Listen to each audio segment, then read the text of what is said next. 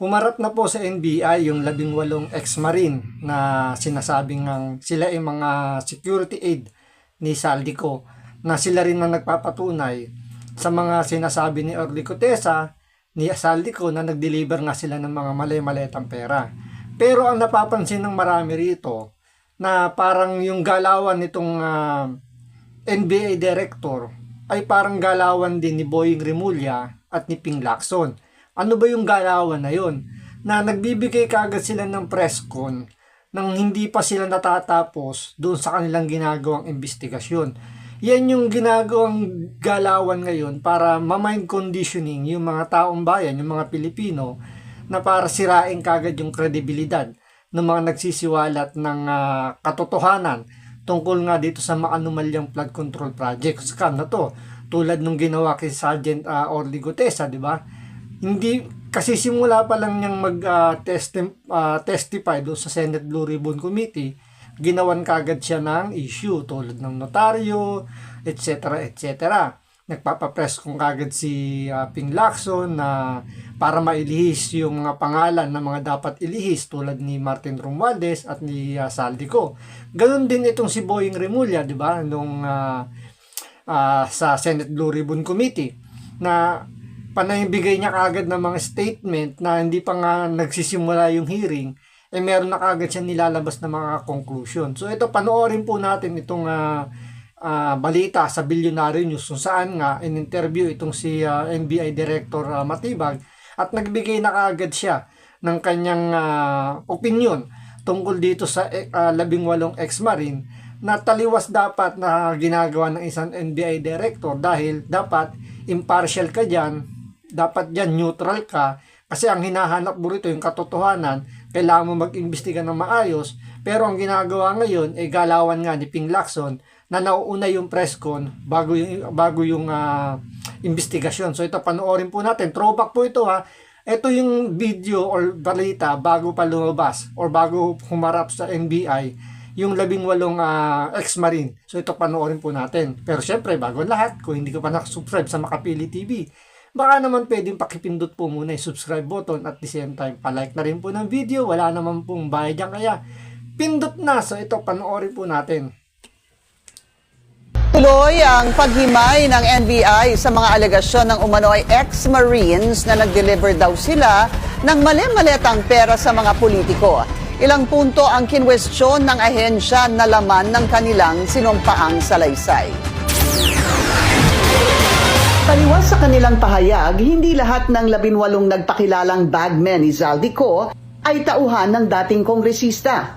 Sa 18 yan, yung 8, hindi naman naka-assign kay Saldico, naka-assign sa kanya. Sino po si kanya? Hindi ko lang po pwede pang i-reveal yung personality.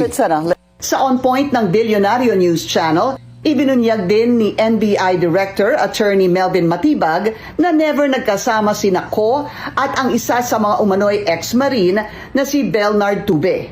Meron daw hawak na ebidensya ang NBI para patunayan ito. Minention po nila si Tube tsaka si Saldico na nag-arkila sila sa air taxi. Nagsampinaduces tekum po kami sa air taxi.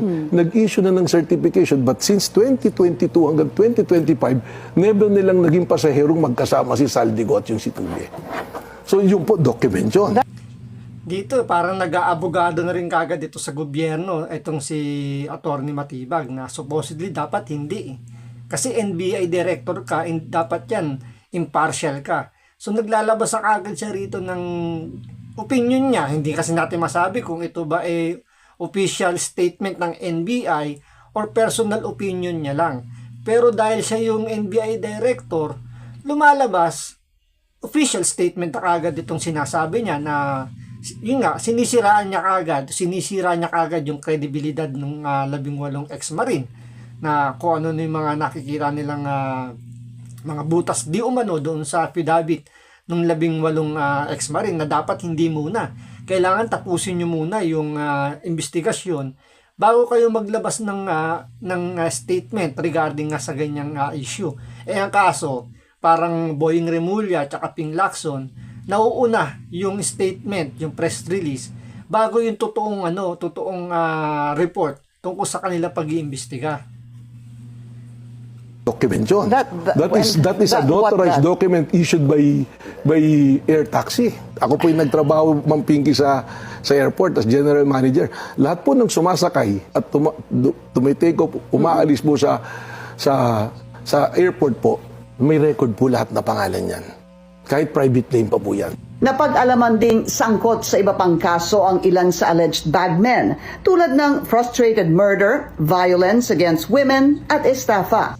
Dagdag ni Matibag, very odd na iisa lang ang kanilang affidavit.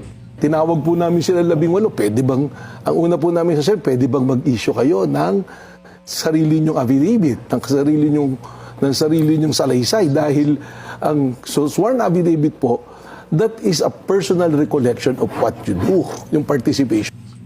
Tingnan nyo dito, di ba?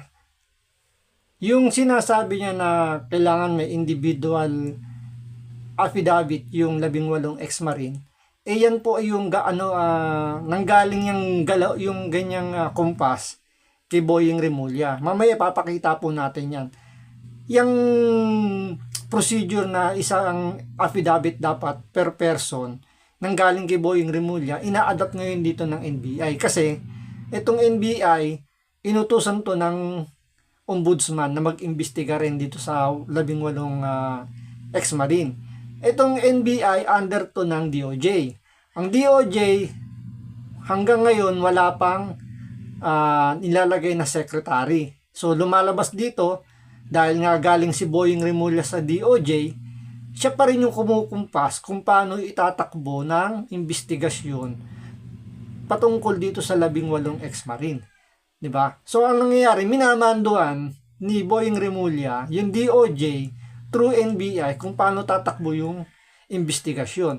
So yung gustong mangyari ni Boying Remulla na isang affidavit kada isang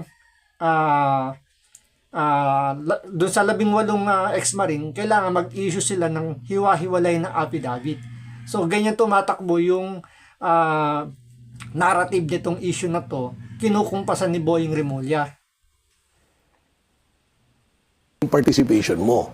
So very unusual po na 18 na sasabihin mo, ganito yung kwento ko. Hindi naman kayo araw-araw sigurong kasama kung totoo may nangyari yan.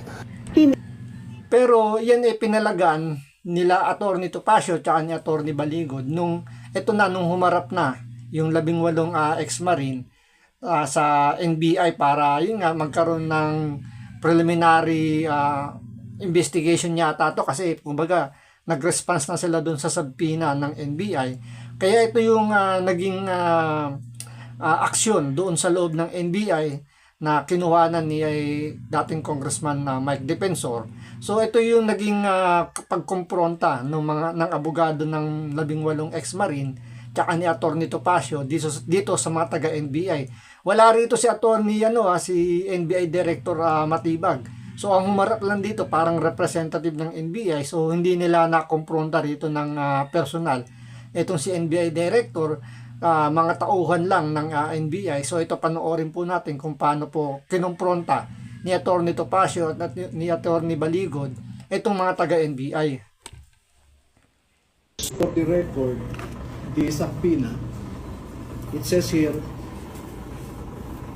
to provide relevant information on the investigation being conducted by this Bureau in relation to the deputation to conduct background investigation and verification from the Office of the Ombudsman on the joint affidavit dated 23 February 2026 of Bernard Tube et al.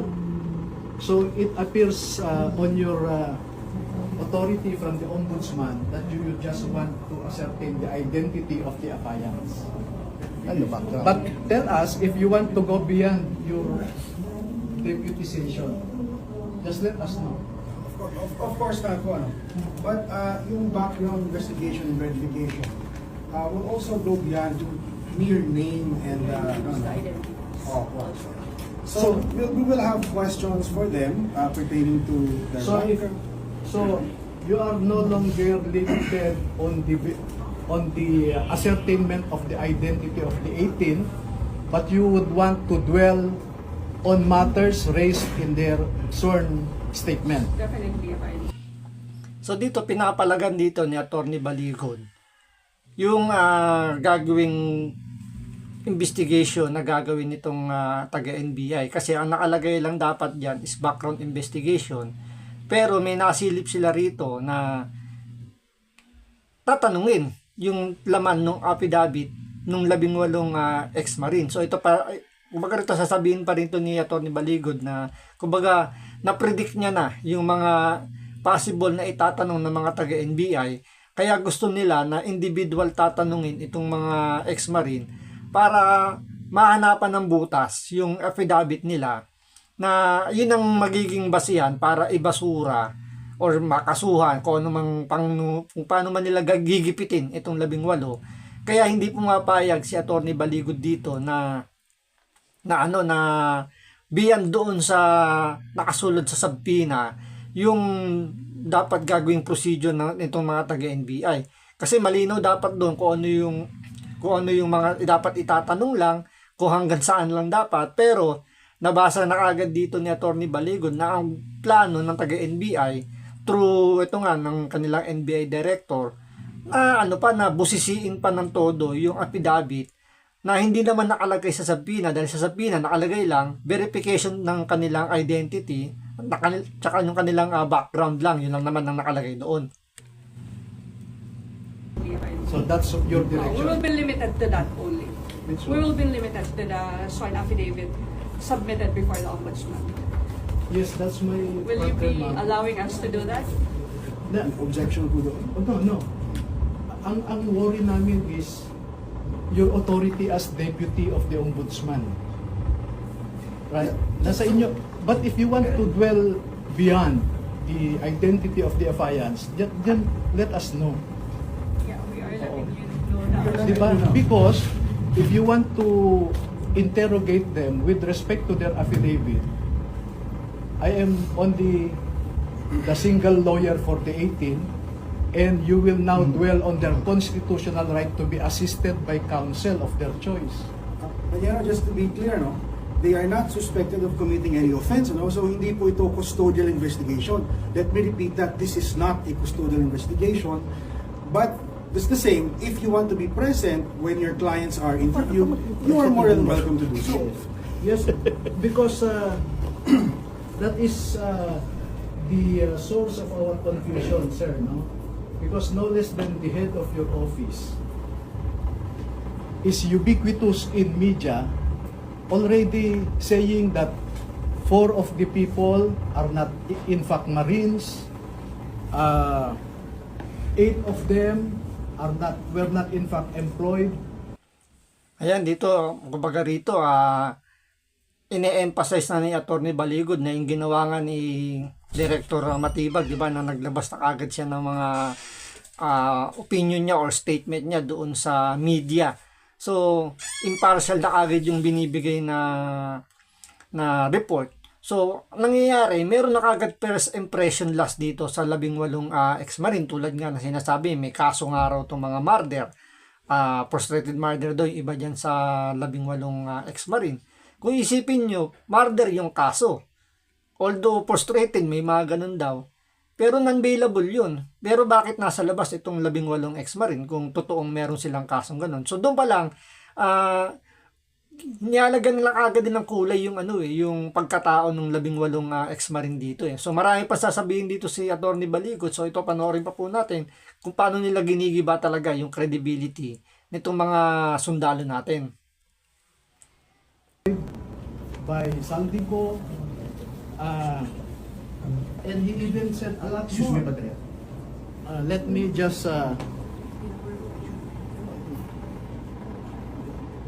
just point this out.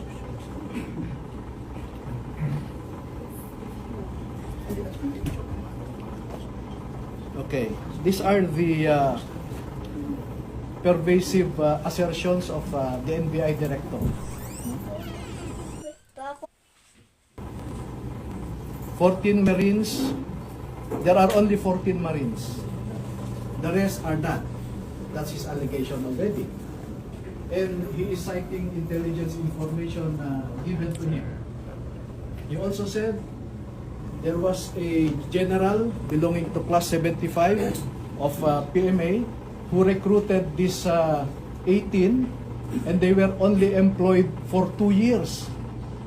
But we are ready to prove that one of them had been working with Zaldico for 9 years, a lot of them for 7 years, 5 years, 3 years, no? And then he even implied something venal or something corrupt on this 18.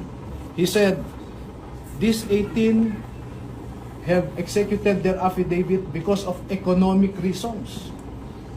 Na wala daw silang trabaho at wala silang kita, hirap sa buhay. Next. Grabe, no? Masyadong minaliit yung mga sundalo para lang sirain yung kredibilidad nila. So parang pinalalabas dito, pera-pera lang yung nangyayari, kaya sila lumalabas, gumagawa ng istorya, gumawa ng affidavit, dahil naghihikaw sa buhay itong 18 sundalo natin. So ganyan nila sinisira yung pagkatao to the point na hinahamak talaga nila. Next. May sinabi pa siya na we verified the flight detail of airtaxi.ph, and according to the certification given to us, there was no flight to Ilocos Norte between 2023 to 2025. But the affidavit says it was in 2022. Why did he skip the 2022? So, I think the director, and I'm sure you will follow what the director is saying, because I know Attorney Raimundo that you are very close to the new director. Okay?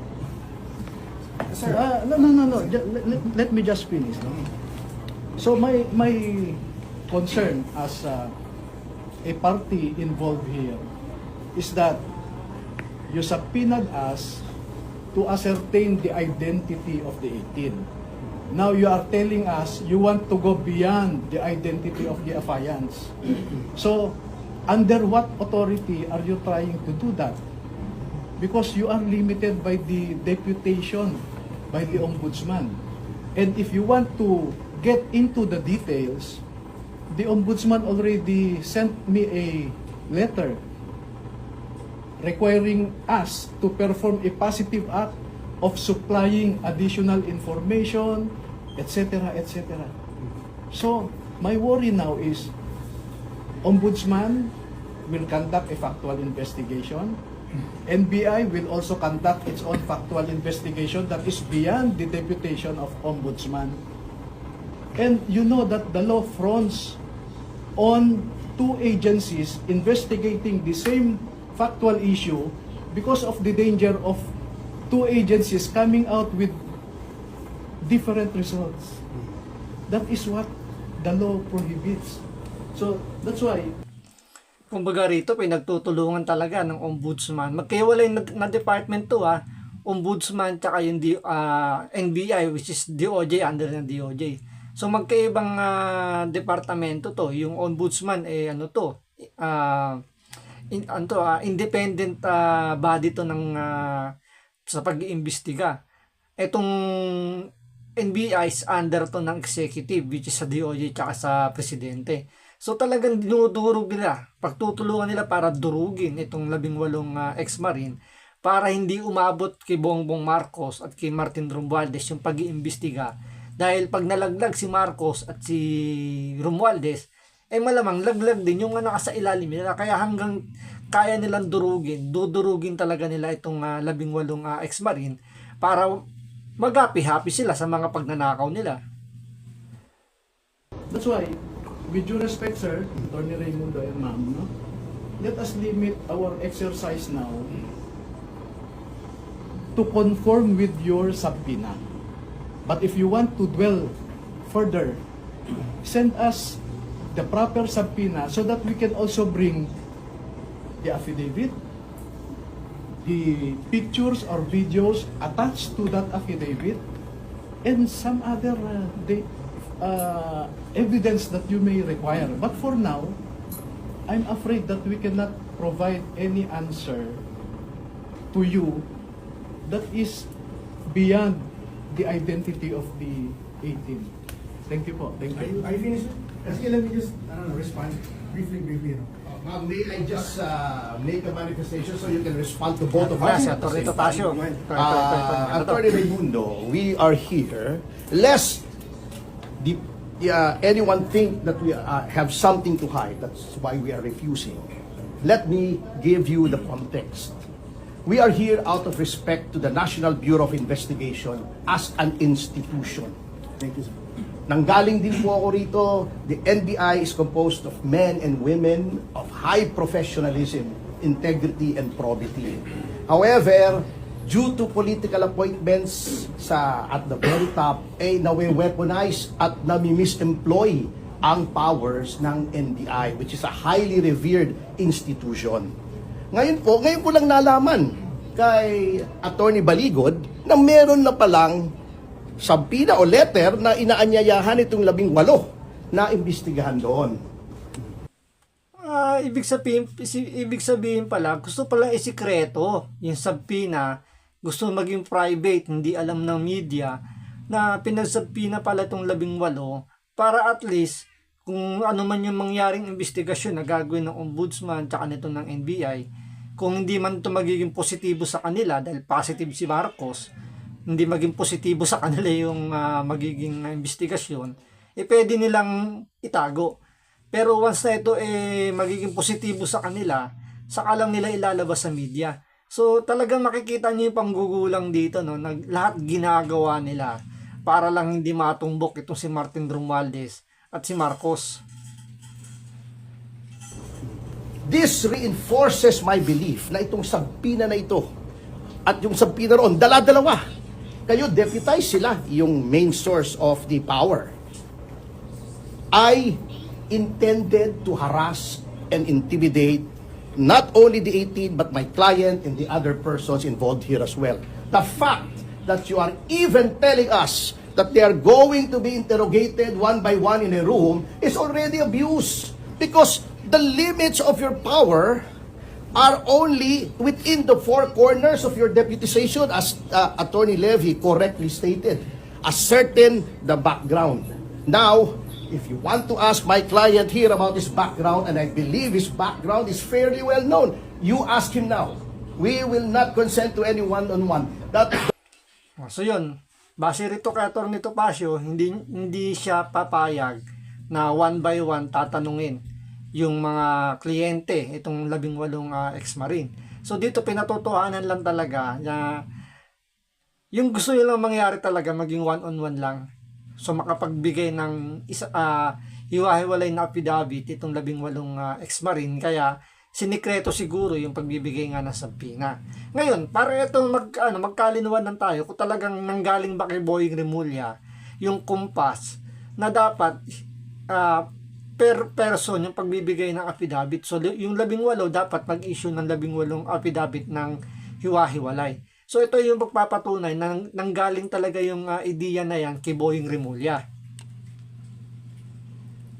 Gawa-gawa lang. Yan ang paglalarawan ni Ombudsman Boying Remulla sa joint affidavit na isinumiti po ng 18 dating sundalo sa kanyang tanggapan. Kaugnay ito nang ibinunyag nilang maletang delivery o cash delivery sa matataas na opisyal ng gobyerno kabilang si Pangulong Bongbong Marcos Jr. Ayon kay Remulla, ang isang affidavit ay dapat naglalaman lamang ng personal na karanasan at imposible anyang may common knowledge ang 18 sundalo sa bawat transaksyon. Inilarawan niya ang kwento bilang invento at posibleng politically motivated para mag-udyok ng destabilisasyon. So yun malinaw. Nanggaling kay Boying Remulla na kailangan daw hiwa-hiwalay kasi nga, kumbaga dawit siya rito kasama siya sa mga tumanggap daw ng maleta. Kaya ginigiba niya rito yung affidavit ng 18 para mailigtas niya yung sarili niya, mailigtas niya yung mga boss niya tulad ni Martin Romualdez at ni Bongbong Marcos. Ngayon, ano ba yung dahilan kung bakit ba gusto nila na hiwa-hiwalay affidavit ng 18? Ito yung isang explanation, opinion ng isang retired general tungkol doon sa gustong mangyari ni Boying Remulla na dapat hiwa-hiwalay yung affidavit ng 18. Ito yung opinion niya at ito yung opinion ng nakararami. ng sa diskarte ni Boying Rimulya dahil nga yung kumpas niya na isang abidabit, isang tao, ginagaya rin ng NBI na hawak ng DOJ na dating hinawakan din ni Boying Rimulya bago siya maging ombudsman. So ito, pakinggan po natin kung ano yung opinion niya dito sa diskarte ni Boying Rimulya. Sabi nila, walang pisa yung kanilang statement ng 18 kasi joint affidavit. Dapat daw isa-isa. Gusto ni Boying isa-isa para isa-isa kaya niyang bilhin. Okay? Ikaw, pagka-isa, kung akin yung affidavit mo, tapos na, mag-issue ka ng iba, babayaran kita. Tapos ang kwento. Hindi ko sa pinagbibintangan, example lang ito, ha? Example lang ng pwedeng mangyari. Pinapaliwanag ko lamang bakit joint affidavit. Pag joint affidavit, binayaran mo isa doon, kasama pa rin siya. Kahit siya magpabayad. Kasi joint affidavit. Andun pa rin ang pirma niya. Pasinungalingan niya, sagutin niya sa 17. Diba? So mahirap, kaya ginawang joint affidavit. Para hindi mabili. 1 milyon, 2 milyon, 10 milyon. Ang dami nun. 1 trillion yung pera nila eh. 1 trillion yung... So, yun ang punto niya. Kaya ginawang joint affidavit ng 18 yung kailang statement para hindi kaagad mabasag. Ngayon, bakit gusto ni Boying Rimulya na isa-isa lang?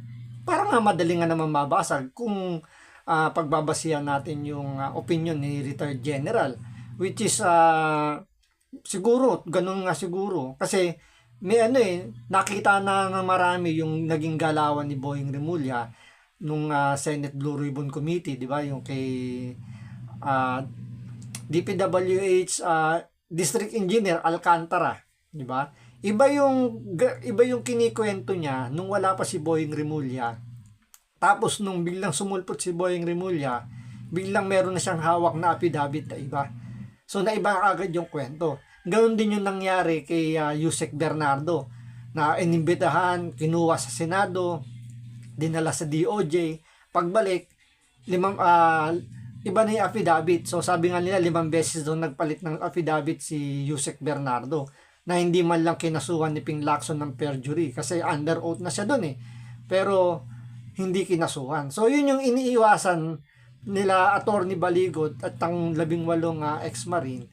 Kaya joint affidavit yung ginawa nila para hindi kagad kayang basagin na gustong gawin dito ni Boying Rimulya. So hanggang dito lang po muna. Maraming salamat po sa panonood. Ingat po kayo lagi. God bless.